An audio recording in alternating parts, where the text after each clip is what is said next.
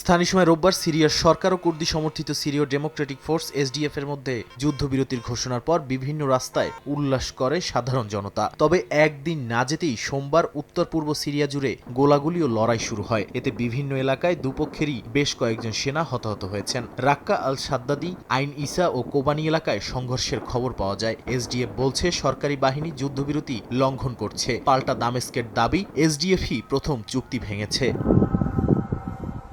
রাক্কার আল আক্তান ও হাসাকার আল সাদ্দাদি কারাগারেও দেখা দিয়েছে ভয়াবহ উত্তেজনা। এসডিএফ বলছে কারাগারগুলোতে হাজার হাজার আইএস বন্দী রয়েছে। একই সঙ্গে সরকার সমর্থিত বাহিনী কারাগারে হামলা চালিয়েছে বলেও জানায় তারা। সরকারের অভিযোগ, এসডিএফ বন্দীদের ছেড়ে দিয়েছে। তবে বন্দীরা ছাড়া পেলে আবারও বড় হুমকি হিসেবে আইএস মাথাচাড়া দিয়ে উঠতে পারে বলে সতর্ক করেছেন বিশ্লেষকরা।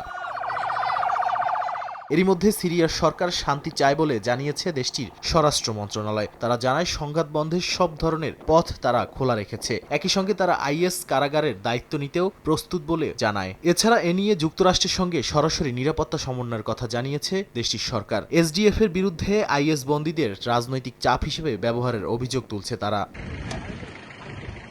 এদিকে এসডিএফ এর অভিযোগ, সরকার সমর্থিত বাহিনী ধরা পড়া যোদ্ধাদের শিরোচ্ছেদ করে ভিডিও করেছে। এমনকি এটা আইএস এর কায়দায় হত্যা বলেও অভিযোগ করে গোষ্ঠীটি।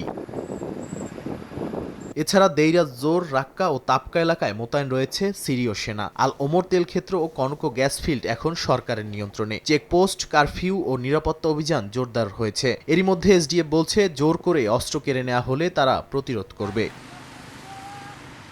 নাদিম মারজান, সময় সংবাদ।